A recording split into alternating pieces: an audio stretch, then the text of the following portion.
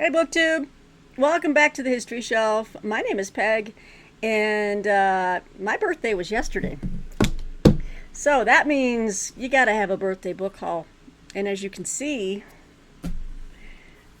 I've got quite a bit. These are from Book Outlet. Um, I'd say in the few weeks running up to my birthday, Book Outlet was having some sales, and I just could not resist some of these titles that I was looking for. And then I found some in addition that just was like, oh, I really want to read that at some point in my future. I am definitely, I've got some new bookcases installed on the other side of the room, which I haven't shown you yet because it's quite interesting. They are in my closet. They look really good though. And it's a great use of that space because otherwise we have a surfeit of closets in the new house. So, but I've got room to put these up, so that's fantastic. This is a mixture of history, memoir, fiction, historical fiction. Might have like a couple of contemporary novels that I've heard a lot about and I want to read. So yeah, so I thought we'd have a book haul the day after my birthday. And it's in the evening, so it's 6 o'clock. This probably won't get loaded until tonight. But it's been 6 or 7 days since my last video, and I wanted to check in. And I'm off all week because this is my vacation week as well, I should have said. Been doing a variety of things. I had one day where I didn't do any reading, and it was glorious. I just said no. I'm not going to do any reading. And I fired up my PS5 and I got to play some video games, and it was fantastic. I don't do that as near as much as I would enjoy. But anyway, I've got a ton of books, so let's just hop right in. All right. Woo! I don't even know where to begin, guys. Let's start with nonfiction, since this is the History Shelf, and y'all love your history. This was a great hardcover deal I got at Book Outlet. I've been meaning to get this book, and in fact, I think what prompted me to finally get it is that this author's work, he had a recent book, and I read and reviewed it. And Lorna knows if I can remember what his latest book is, but let's just get into this one. This is Steve Inskeep, and this is Imperfect Union, How Jesse and John Fremont Mapped the West, Invented Celebrity, and Helped Cause the Civil War. By Steve Inskeep, as I said. It's put out by Penguin Press. So this was a remainder, but other than that little marker dot, it's a brand new book. And I probably got it for like $8 from Book Outlet. Since I have a lot of books here, I'm probably not going to be able to read, give you a full lowdown on this. But let me see here. We've got John C. Fremont, one of the United States' leading explorers of the 19th century, was relatively unknown in 1842 when he commanded the first of his expeditions to the uncharted West. But in only a few years, he was one of the most acclaimed people of the age. Known as an explorer, a writer, soldier, and also like his involvement in California and trying to wrest that from Mexico. It says here he was not even 40 years old when Americans began naming mountains and towns after him. He had perfect timing, exploring the West just as it captured the nation's attention. But the most important factor in his fame may have been the person who made it all possible, his wife, Jessie Benton Fremont. Jessie, the daughter of a U.S. senator who was deeply involved in the West, provided her husband with entree to the highest levels of government and media, and his career reached new heights only a few months after their elopement. During a time when women were allowed to make few choices for themselves, Jessie, who herself aspired to roles in exploration and politics, threw her skill and passion into promoting her husband. In 1856, the famous couple strategized as John became the first ever presidential nominee of the newly established Republican Party. Steve Inskeep tells the story of a couple whose joint ambitions and talents intertwined with those of the nascent United States itself. Yeah, so this is kind of fits into my reading around the Civil War as well. As you know, if you're a Civil War buff, you know that John C. Fremont was very much involved in that role not in that role, but in the during that war. And Lincoln, he had his hands full with Fremont and had to rescind one of his emancipation orders or something like that. But Imperfect Union, I've been meaning to get this, so got it for a deal at Book Outlet. Woot! Another great deal. This book is a nice, big, heavy, hefty book. Super marked down. This is from Pantheon. Nice, sturdy, and hefty. This is a keeper. This is The Glorious American Essay. 100 Essays from Colonial Times to the Present. And edited and with an introduction by Philip Lopate. It's, as you can see, it's a big book. It's pretty heavy, though. And it's just taking off the dust jacket there. So this monumental anthology assembles 100 remarkable essays drawn from 3 centuries of America's best writers, from the Puritans to the present, from Cotton Mather and Benjamin Franklin to David Foster Wallace and Zadie Smith. Others we have John James Audubon, Henry David Thoreau, John Muir, Rachel Carson, Annie Dillard. Oh, we got Margaret Fuller, yes, Frederick Douglass, and Swayson Farr, and it's going by the centuries. And Scott Momaday, Nancy Mears. These are all people I don't recognize. So the later, probably 20th century. So it's a collection of some of America's best essays, and I'm really looking forward to. Ooh, we got one here by Herman Melville on Nathaniel Hawthorne. And this book clocks in at 900 pages. So just a nice, sturdy anthology of the best essays in American history. And so, yeah, I wanted to add that to my collection. All right, and we're going to go to a trade paperback here. This is kind of different. This is from Free Press, and I saw this listed, and I was like, "Oh, this sounds like it could be interesting and maybe a little contrary." Let's see. But this is Columbus and the Quest for Jerusalem: How Religion Drove the Voyages That Led to America, by Carol Delaney. Get that glare off there. Okay.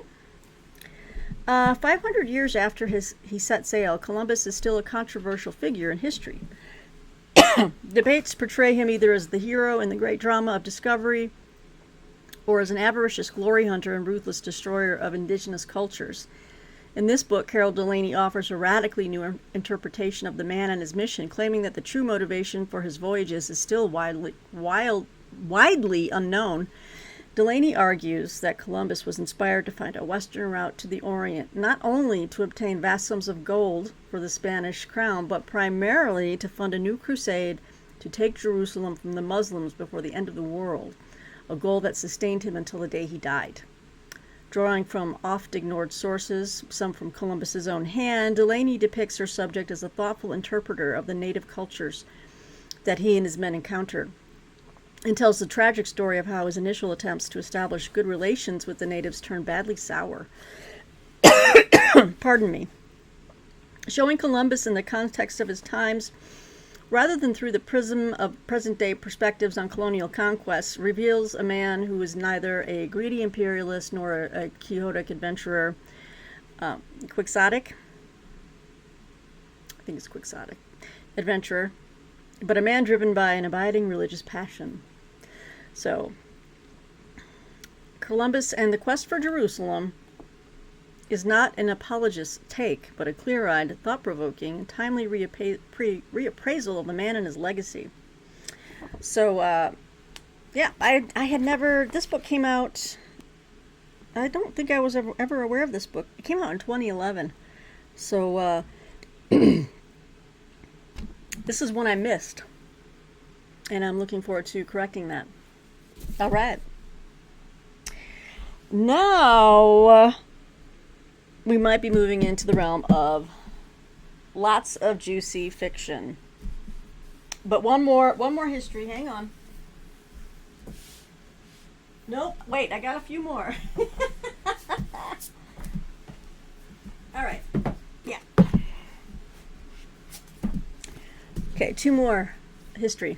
Then I picked up this little trade paperback from by Christopher Hibbert, and this is the Boures and Their Enemies, 1431 to 1519. It's put up by Mariner Books. I'm pretty sure I have some other stuff by Christopher Hibbert. He's got The Rise and Fall of the House of Medici. This one came out, or Medici, I don't know, guys. 2009. So, it says here the first major biography of the Bourges in 30 years, although this came out a while ago. Christopher Hibbert's latest history brings the family and the world they lived in, the glittering Rome of the Italian Renaissance, to life. The name Borgia is synonymous with the corruption, nepotism, and greed that were rife in Renaissance Italy. The powerful, voracious Rodrigo Borgia, better known to history as Pope Alexander VI, was the central figure of the dynasty. Two of his 7 papal offspring also rose to power and fame, his daughter Lucrezia and her brother Caesar, who murdered Lucrezia's husband and served as the model for Machiavelli's The Prince. The Borgias were notorious for seizing power, wealth, land, and titles through bribery, marriage, and murder. The story of the family's dramatic rise from its Spanish roots to the highest position in Italian society is an absorbing tale. So yeah, just picked up the little paperback, super marked down. And then I had seen this book before. I had often had it in my cart at different times, at different places, and either it went out of stock before I could purchase it, but this time it came back to Book Outlet, and I grabbed one while I still could. This is a really nice Picador edition of this book by Goetz Ali. Why the Germans? Why the Jews? Whoop, there we go. Envy, race hatred, and the prehistory of the Holocaust. Again, a nice Picador sturdy edition.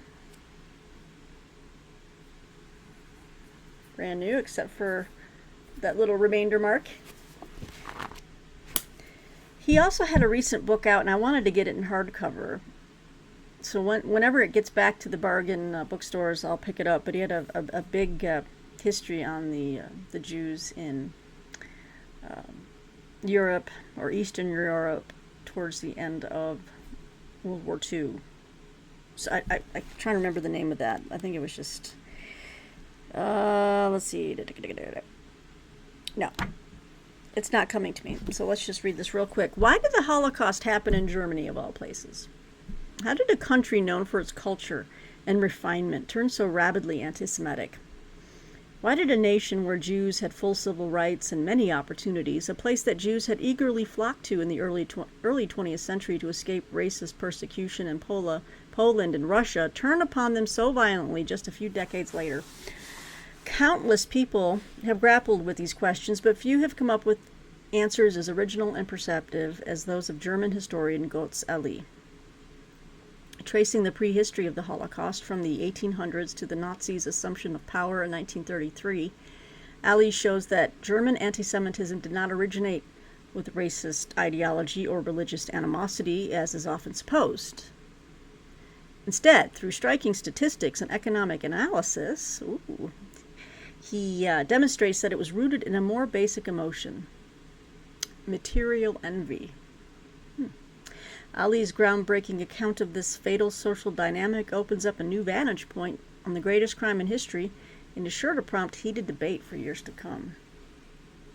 So that just sounded meaty and kind of provocative.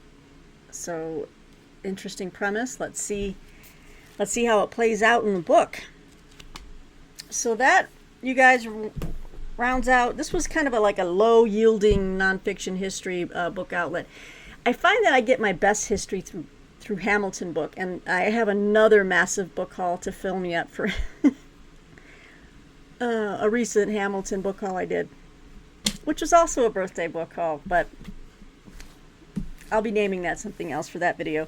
But I find Book Outlet has the best deals on fiction, so I'm kind of going to them now to check out like historical fiction, and a lot of their paperbacks are just super cheap.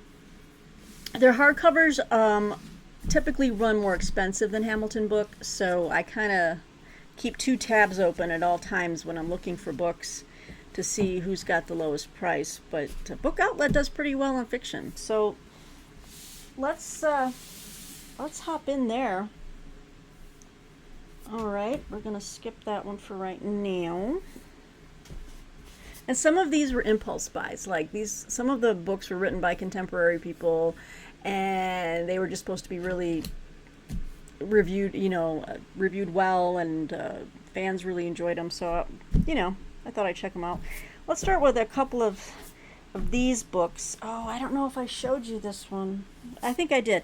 A while ago, I showed you a book by this writer. I don't know, is he Swedish? No, he is it. Yep, he is. I got that right. No, wait, Swiss. Switzerland and Sweden. Okay, so he's Swiss. It began with an S. I showed you a book I bought, I think, through Thrift Books. I think I showed it to you. It's called The Dead. It's by Christian Cracked. Let me take a quick drink. Hang on. All right, we're back.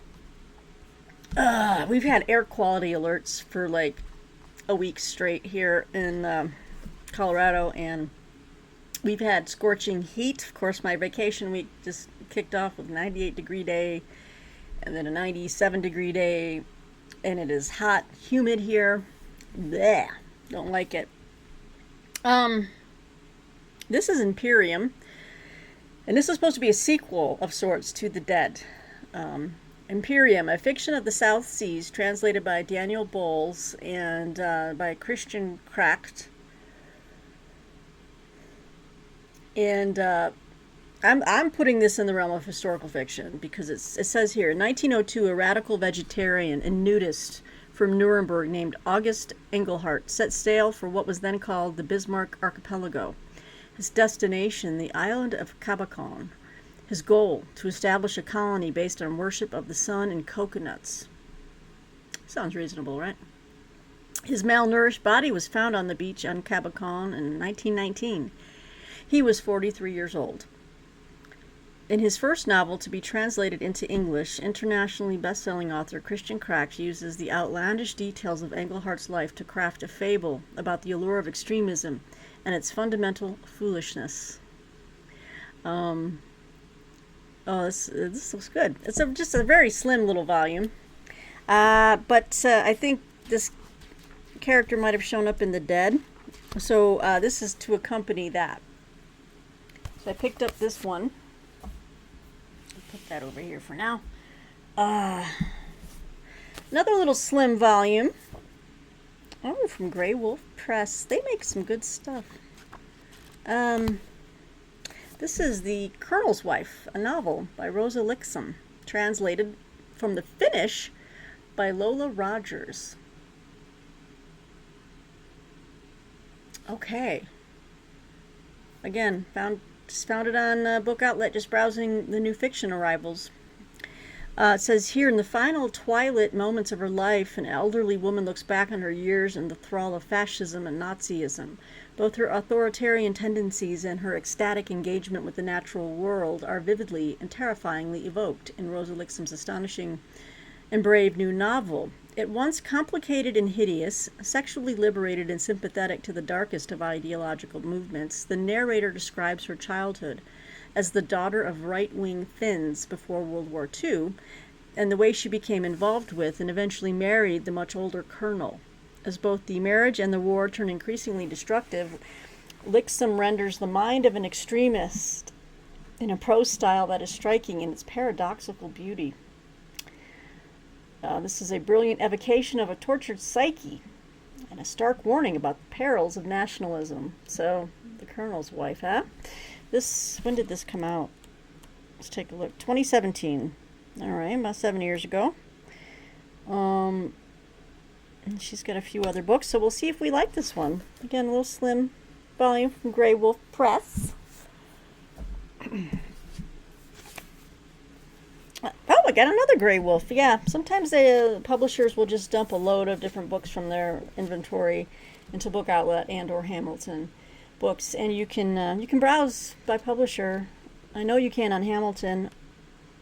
Yeah, and I think you can also do it on Book Outlet. You just have to click on the link in the book description to the publisher, and it'll pull up all the books available by them on the site. But this is Boures by Roy Jacobson. I had never heard of this book before, but looked really interesting. As you can tell, it looks like a war novel, right? Stuff that Peg loves. Boures came out... Oh, and I should say this was translated from the Norwegian by Don Bartlett and Don Shaw. So we've got 3 novels in a row that are works in translation. So I love that. I love reading other other writers from different countries. I enjoy it. This came out in 1999. All right, so this has been out there. So what is Boures about?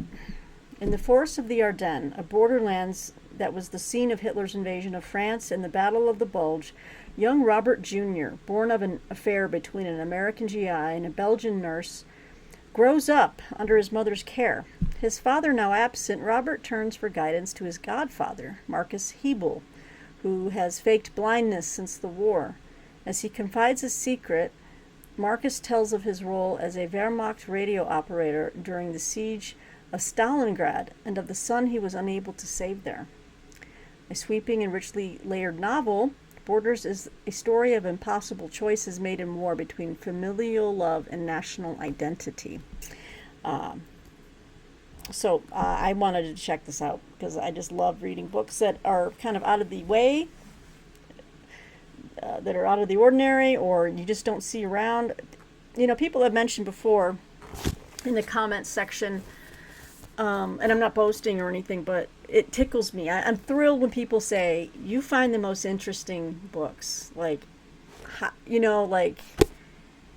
and trust me, I love when that happens. That's why I look for books. I'm looking for the different. I'm looking for unique, original, something that it's not going to be at your book stand. It's something you've got to look for. So I love when people say you always find such interesting stuff. Like, it's so different. Good, because that's what I'm trying to do. I'm succeeding. So Boures by Roy Jacobson. Now, please, my horizon is limited too. And there's many of you out there who might be like, oh, of course, we know this book, especially over in Europe. You know what I mean? So let me know if you've read Boures or anything else by Roy Jacobson, or Rosa Lixum, or Christian Cracked. All right. Then I bought this book because the hardcover looked so beautiful, but also because I wanted to get into this series. Where did I put the book to show you? Oh, Peggy. Here it is. Okay, so I've heard of this author before. I know I've read one of her hardcore detective or thriller stories 20 odd years ago. I think she's well, I'm not going to say anything about her. Have I read her before? Nicola Griffith. And she's a dual UK and US citizen. Oh, she lives in Seattle. Yeah, I have read some of her stuff before, but I think she's kind of moved into historical fiction big time now, and I'm really intrigued. And I meant to get her first book in this series, and I don't know if it's more than 2 books, but this one I didn't get at Book Outlet, but I purchased it because It's hard to find anymore. It's a picador edition of this, but it's beautiful. It's Hilt by Nicola Griffith. Now, it looks like it might be fantasy, but trust me, it's not, because I am not a fantasy reader. I don't want to do that at all. I have no interest in fantasy. I enjoyed reading fantasy when I was in middle school and maybe a freshman in high school. I think I was reading the Robert Jordan, The Wheel of Time, but also that other one. Not Dungeons and Dragons. I don't know. It was another one. No, I think it was the Robert Jordan series. I think I didn't get past book 3 or 4. But anyway, this is Hills, a novel by Nicola Griffith. This one, like I said, purchased separately so that I was able to buy the sequel in hardcover for super cheap, like $6. But so I'll read from what Hild is, and then we'll know. Then I'll show you this book here. We've got in 7th century Britain, a new religion is coming ashore, and small kingdoms are merging frequently and violently. Hild is the king's youngest niece, with a glittering mind and a natural authority. She is destined to become one of the pivotal figures of the early Middle Ages, Saint Hilda of Whitby. But for now, she is only the powerful curiosity of a bright child and the precarious advantage of a plotting uncle, Edwin of Northumbria, who will stop at nothing to become Overking of Angles. Hild establishes a place for herself at his side as the king's seer, and she is indispensable, as long as she doesn't lead Edwin astray. The stakes are high, life and death for Hild, for her family, and increasingly for those who seek the protection of the strange girl who seems to see the future. Drawing from the few records history has left us, Nicola Griffith has brought the young St. Hilda's harsh but beautiful world to vivid, absorbing life. Again, I love this cover, and I love this picador edition of this book. The soft cover, I would have liked it to be in hardcover too, but it's okay. And now, which is interesting. Okay, so this hardcover edition is from Farrar, Straus and Giroux, McD, or the McD is the pages got a little folded. When did that happen? That's okay. I'll flatten them out. Anyway, so the sequel is Meanwood or Meanwood. Look at this big, bodacious, beautiful novel, and look how big this story is. Look how big this book is. I love these big novels.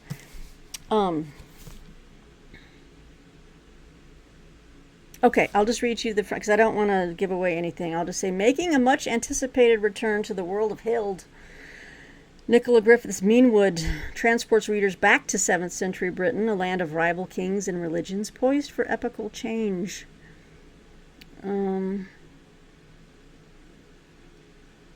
So in this book, Hild is no longer the bright child who made a place in Edwin Overking's court with her seemingly supernatural insight.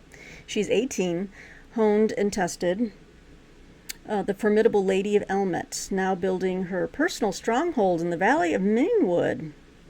And then it goes into the plot. So, but let me just say, I was happy to get this beautiful book, and I'm excited to hop into these. I've seen a couple of other booktubers really just rave about Hild. So let me know if you've read Hild and Meanwood. Right now, it's marked down big time if you want to check it out at Book Outlet.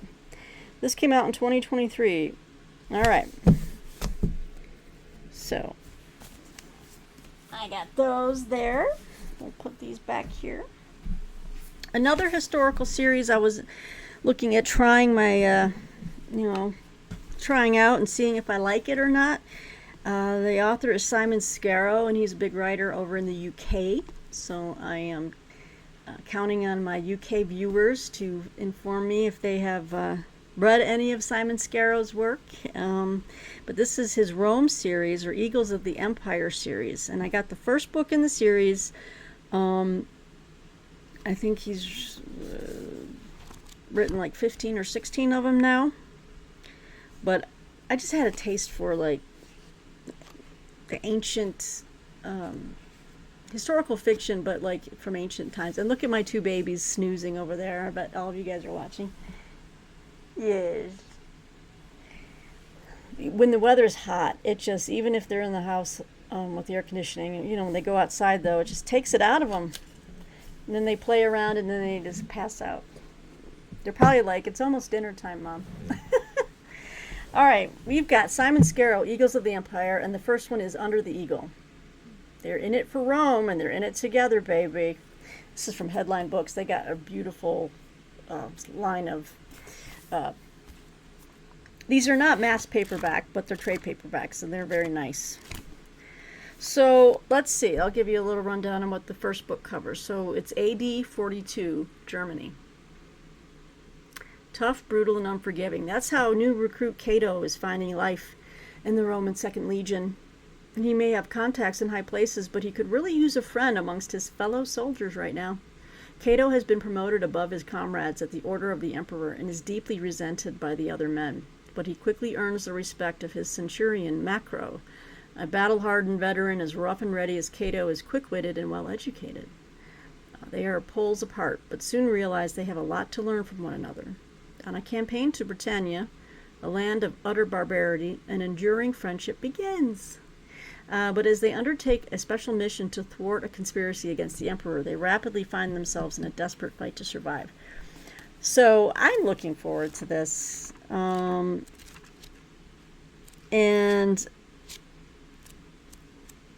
if I really like this series, I'm going to give the first one a shot. But I love reading a series where it's like two people who are just, have forged a relationship, whether it's a working relationship, like, say, like two detective partners or whatever, or in this case, warriors. I like seeing how relationships evolve and the dramas that take place, the interpersonal stuff too. So I'm just, along with the set battle pieces, of course, because I love that stuff. So I got Under the Eagle, Simon Scarrow. I'm going to give this one a try. And I love the headline version of these. So I've already located online. There's a box set.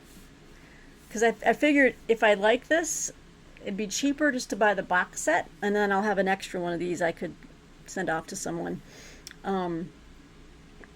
So the box set's like $48.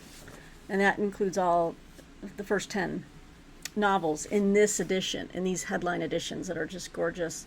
I think it might be more it's cost saving to do the set as opposed to trying to hunt and peck around for the 10 of these, because a few of them in the first 10 are hard to find and they're out of print. You might have to buy them used, so I'd rather not do that. But anyway, Under the Eagle, I'm looking forward to that.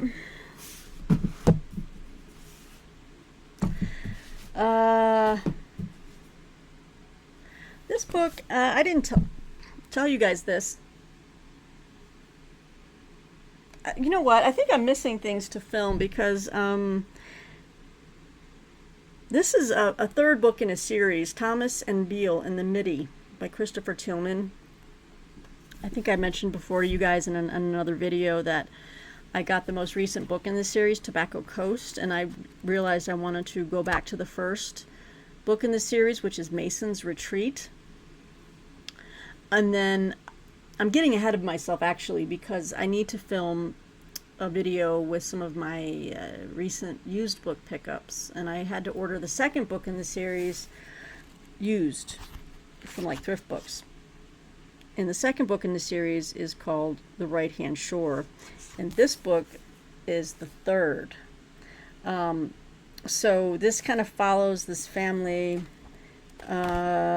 I don't know if I'll read the back. It's just it's in the middle. It's like the third in the series by Christopher Tillman. Again, some really great Picador editions. This, I love the Picador. They're just beautiful. So when I saw this just sitting there on Book Outlet and they only had one copy left, I grabbed this. So I'll circle back around to the Mason's Retreat 4 volumes or the four novels in that series. And I'll circle back around at some point and show you all of them, and just go back over what it is about. But it's something I'm looking forward to starting. This is another Western. I'm reading Holiday for this month into July, actually, for June on the Range. Holiday by Matthew DePioli. But the last time I tried ordering this from Book Outlet, it arrived completely damaged. It was so folded and wrinkled, and I mean the reading, it wasn't a good reading copy, so I ended up pitching it. You couldn't even donate it, so I was like, I did get a refund for it, but anyway, I decided to try ordering it again and making sure it arrived okay, and it did. But this is Only Killers and Thieves by Paul Howarth. So a Harper Perennial edition. And I have the sequel to this in hardcover, and I know I showed that to you already in a previous, probably a Hamilton book haul. But this is the first one, and it's about two brothers. But let me read this to you. It is 1885, and a crippling drought threatens to ruin the McBride family. Their land is parched, their cattle are starving. When the rain miraculously comes, it renews their hope for survival. But returning home one afternoon after swimming in a remote waterhole that had been replenished by the downpour, 14-year-old Tommy and 16-year-old Billy encounter a shocking tragedy. Thirsty for vengeance against the man who they believe has wronged them, their former Aboriginal stockman, the distraught brothers turn to the ruthless, cunning John Sullivan, their father's former employer and the wealthiest landowner in the region.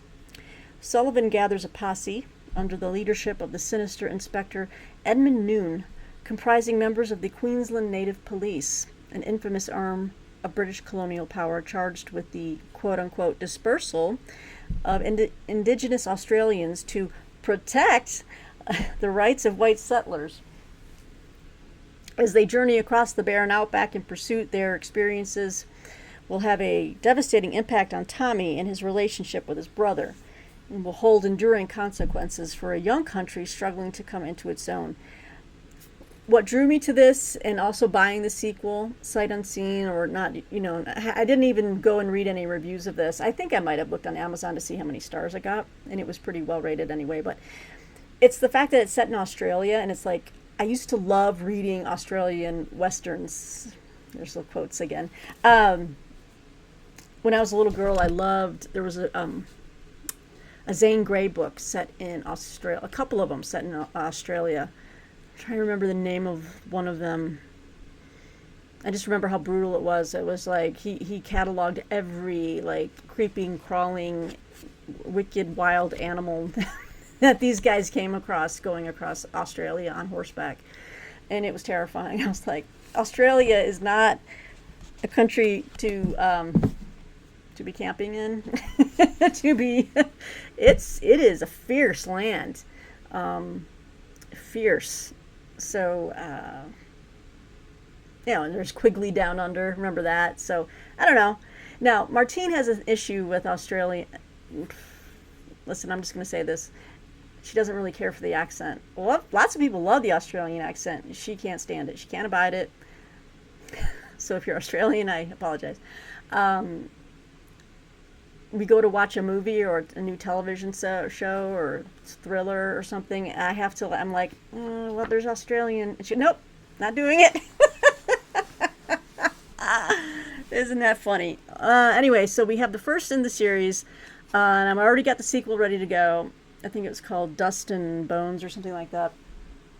I think I've got it in my bookcase over here now. So I was glad to get an edition that was not all beat up.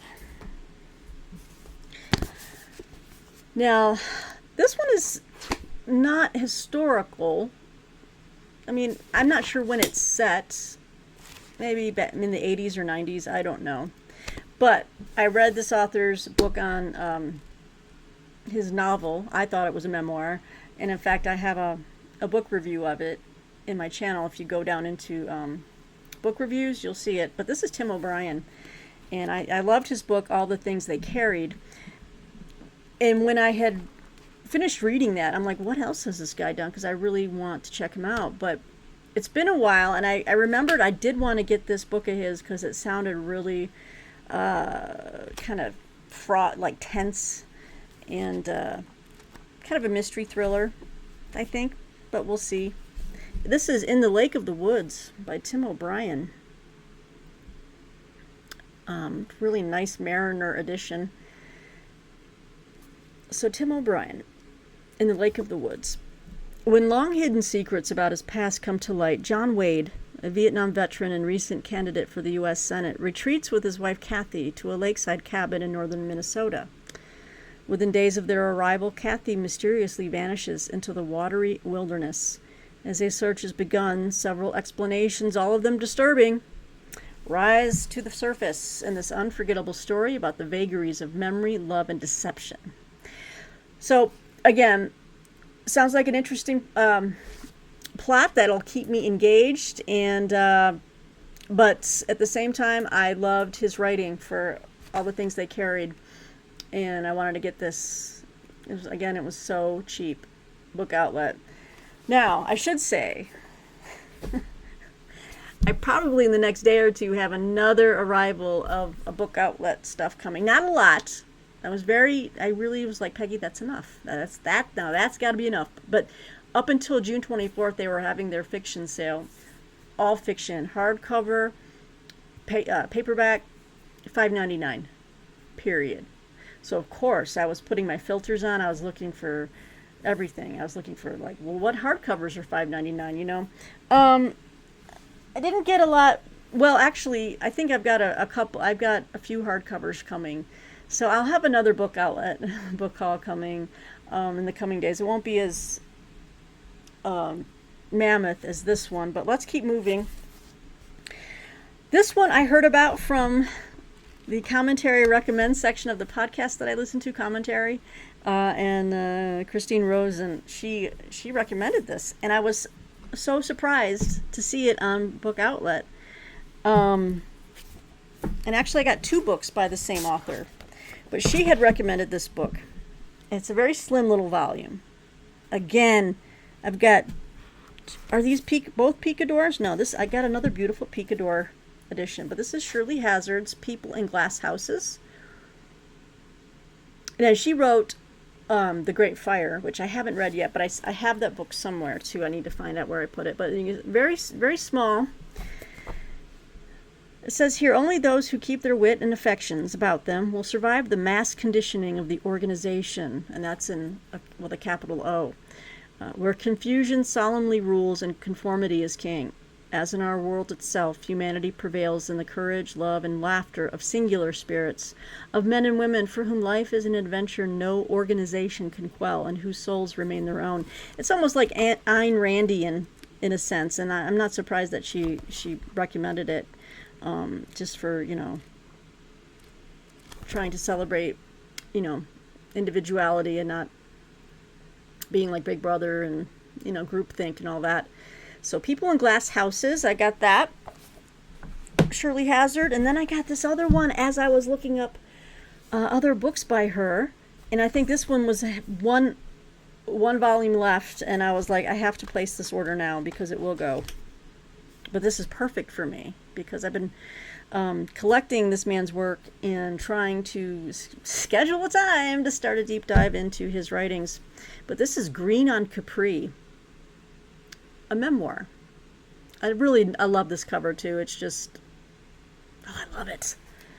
Slim little volume. Look at that. All right. It says here, for millennia, the cliffs of Capri have sheltered pleasure seekers and refugees alike. Among them the emperors Augustus and Tiberius, Henry James, Rilke, Lenin, and hosts of artists, eccentrics, and outcasts. Here in the 1960s, Graham Greene got to know Shirley Hazard and her husband, the writer Francis Steegmuller. Their friendship lasted until Greene's death in 1991. In Green on Capri, Hazard uses their ever-volatile intimacy as a prism through which to illuminate Greene's mercurial character, his work and talk, and the extraordinary literary culture that long thrived on this ravishing island. So it's all about, their friendship with Graham Greene. And I thought, how perfect would this be for when I'm starting to like really dive into his work.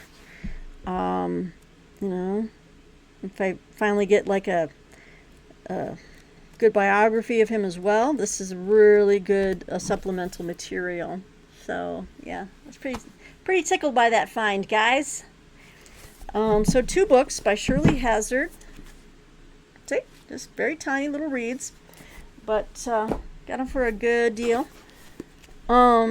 This one looks like a lot of fun, and it's actually based on. It's not based. There is a new show or a new. All right, we'll edit that out. Okay, so anyway, guys, sorry, had to make a slight edit there. Thought I hit the pause button. I think it's on HBO or Prime Video or Netflix. I forget where it might be, but there's a new show or a series. Maybe it's a movie called American Fiction, but I'm pretty sure it's based off this book. It's Erasure by Percival Everett. Many of you will recognize Percival Everett's name because everyone's talking about his most recent book, his latest book, James, which is just everyone's buzzing about it, and I'm sure it's going to be up for awards and stuff like that. But he's written a lot of stuff, Percival Everett, and I'm pretty sure American Fiction was it has to be based off this because this is going to be a fun read. When I say fun, I mean I'm going to be laughing. So, what is Erasure about? Thelonious Monk, his nickname is Monk. Thelonious Monk Ellison's writing career has bottomed out. His latest manuscript has been rejected by 17 publishers, which stings all the more because his previous novels have been critically acclaimed. He seethes on the inside. He seethes on the sidelines of the literary establishment as he watches the meteoric success of, and this is the name of the book. Oh my lord. Weeze lives in the ghetto, a first novel by a woman who once visited, quote, some relatives in Harlem for a couple of days, end quote. Meanwhile, Monk struggles with real-life family tragedies. His aged mother is fast succumbing to Alzheimer's, and he still grapples with the reverberations of his father's suicide 7 years before. In his rage and despair, Monk dashes off a novel meant to be an indictment of Juanita May Jenkins's bestseller. He doesn't intend for, and this is the name of the book that he writes, My Pathology, to be published, let alone taken seriously. But it is, under the pseudonym Stagg R. Lee, and soon it becomes the next big thing. How Monk deals with the personal and professional fallout galvanizes this audacious, hysterical, and quietly devastating novel. And there's our author on the back, Percival Everett. But as you can see, the name of the books are in here, like My Pathology, We Lives in the... Oh my God, it's horrible. So I just think this is going to be... I like people who can make a point with humor, and I think he's devastatingly accurate with...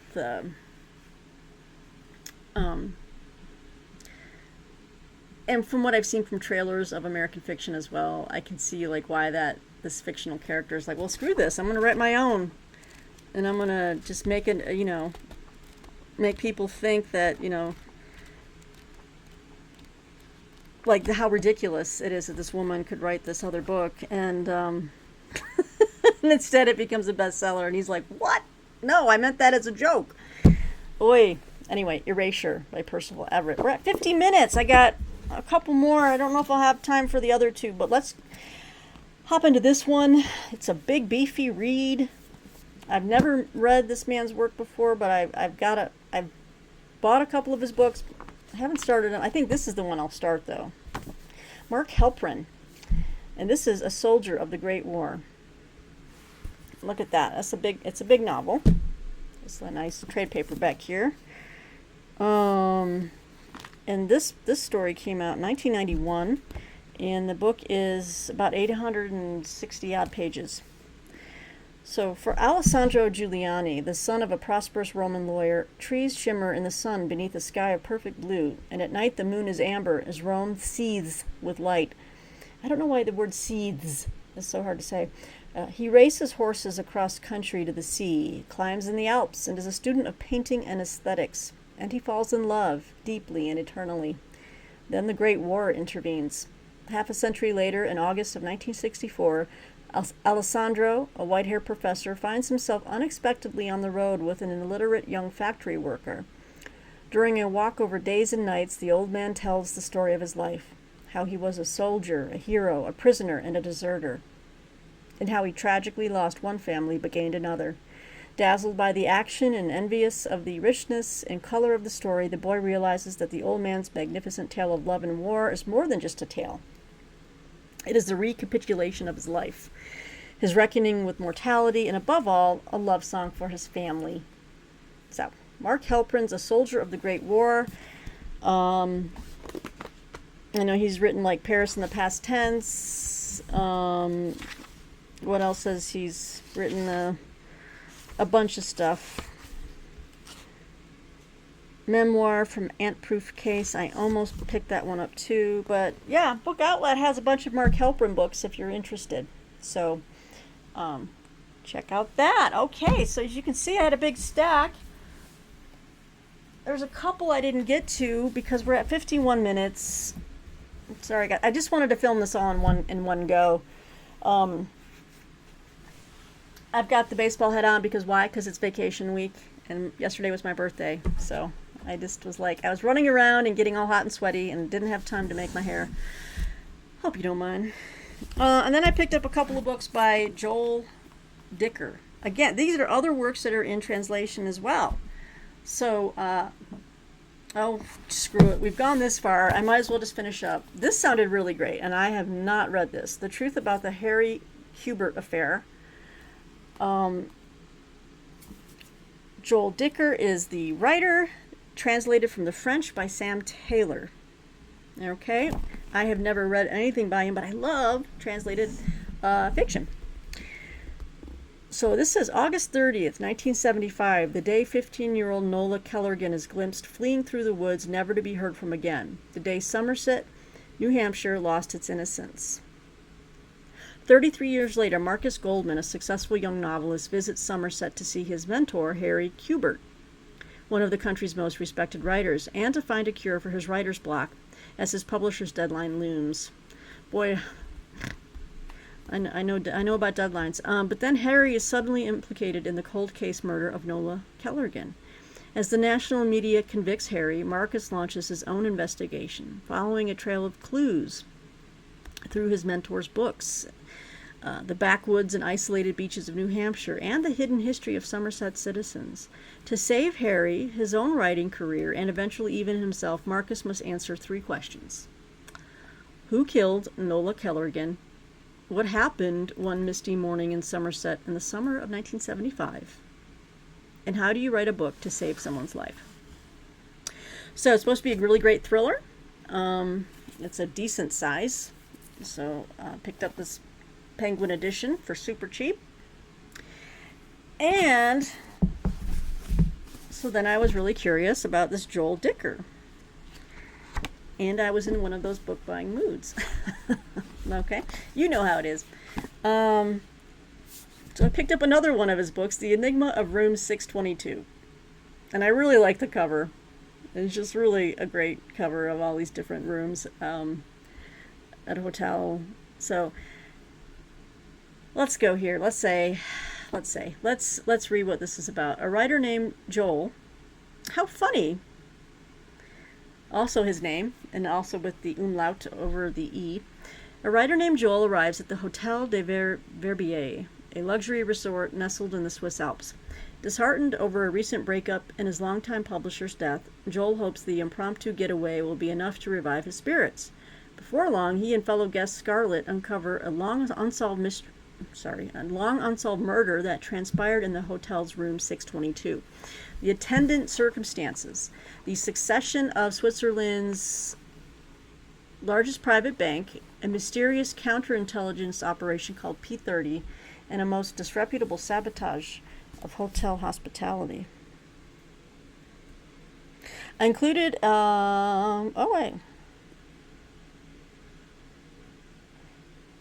So anyway, yeah, it was just saying that it was a Wall Street Journal pick and got some other rave reviews. It says this book is a Matryoshka doll of intrigue, as precise as a Swiss watch, and Dicker's most diabolically addictive thriller yet.